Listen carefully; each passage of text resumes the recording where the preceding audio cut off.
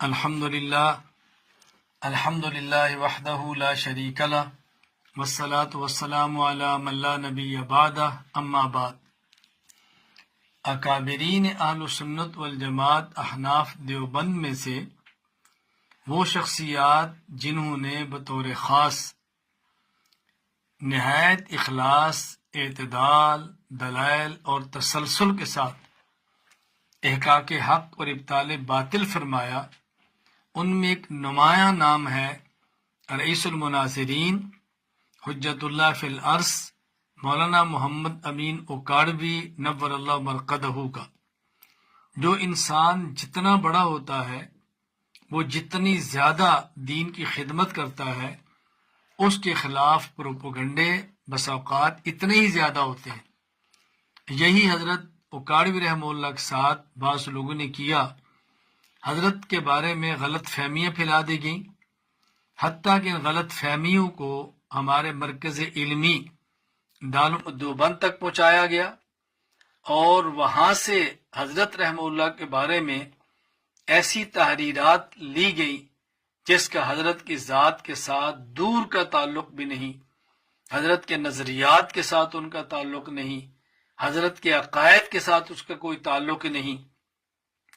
جب میرے علم میں یہ چیزیں آئیں تو میں نے براہ راست دارالعلوم دیوبند سے رابطہ کیا، اور دارالعلوم دیوبند نے حسب عادت اپنے موقف کو واضح طور پر بیان کیا، اور جب ان کے علم میں یہ بات لائی گئی کہ آپ کو حضرت اکاڑوی رحمہ اللہ کے بارے میں غلط اطلاعات دی گئی ہیں اور حضرت کی بات کو غلط انداز میں آپ تک پہنچایا گیا ہے، حضرت اکاڑوی رحمہ اللہ کا نہ یہ نظریہ ہے، نہ ان کا یہ عقیدہ ہے، نہ ان کی فکر اور یہ سوچ ہے۔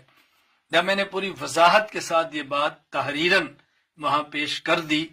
تو اللہ تعالیٰ جزائے خیر عطا فرمائے محتمم دارالعلوم دیوبند مفتی ابو القاسم نعمانی دامت برکاتہم کو، کہ جنہوں نے باقاعدہ دارالعلوم دیوبند کے لیٹر پیڈ پر اپنے دستخط کے ساتھ یہ تحریر لکھ دی کہ حضرت مولانا محمد امین صفدر اکاڑوی رحمہ اللہ کی خدمات جلیلہ کے ہم معترف ہیں،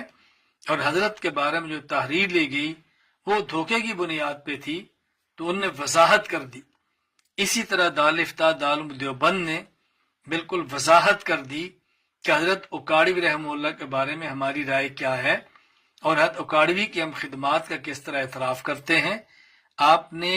حضرت مفتی صاحب محتمم دارالعلوم دیوبند کی تحریر کو بھی دیکھا، اور آپ نے دارالعلوم دیوبند کی تحریر کو بھی دیکھا۔ جب اسی طرح رابطہ کیا گیا مظاہر علوم سہارنپور سے، تو دارالفتاء مظاہر علوم سہارنپور نے بھی وضاحت کر دی۔ جب رابطہ کیا گیا مظاہر علوم وقف سے، انہوں نے بھی وضاحت کر دی۔ اور جب پاکستان میں رابطہ کیا گیا جامعہ حقانیہ کوڑا خٹک، وہاں کے دارالفتاء نے بھی وضاحت کی، اور حتیٰ کہ کل ہند مجلس تحفظ ختم نبوت سے رابطہ کیا تو انہوں نے اپنے لیٹر پیڈ پہ حضرت اکاڑوی رحمہ اللہ تعالیٰ کی ذات گرامی کے بارے میں وضاحت کر دی۔ میں یہ بات اس لیے آپ کی خدمت میں لانا چاہتا ہوں کہ ہمارا دارالعلوم دیوبند سے تعلق تھا، دارالعلوم دیوبند سے تعلق ہے، اور دارالعلوم دیوبند سے تعلق رہے گا۔ دارالعلوم دیوبند کی خدمات کا انکار نہیں کیا جا سکتا، ان کے نظریات کو دنیا میں عام کیا گیا ہے، ایک فکر کو پھیلایا گیا ہے۔ حضرت رئیس المناظرین حجت اللہ فی الارض مولانا محمد امین صفدر اکاڑوی نور اللہ مرقدہ کے نظریات، آپ کے عقائد اور آپ کے افکار اہل سنت والجماعت احناف دیوبند کے افکار تھے۔ ان کی طرف بعض بے سر و پا غلط باتیں منسوب کر دی گئی ہیں۔ حضرت کی کتب دیکھیں، حضرت کے مناظرے دیکھیں، حضرت کی تقاریر کو سنیں، تو آپ کو اندازہ ہو کہ حضرت کس حد تک حضرات صحابہ کرام رضی اللہ عنہم اجمعین، اہل بیت رضی اللہ عنہم اجمعین، اور ازواج مطہرات رضی اللہ عنہم اجمعین کے کس حد تک مداح تھے، اور آپ نے کس طرح ان کی تحریری اور تقریری طور پہ خدمت سر انجام دی ہے۔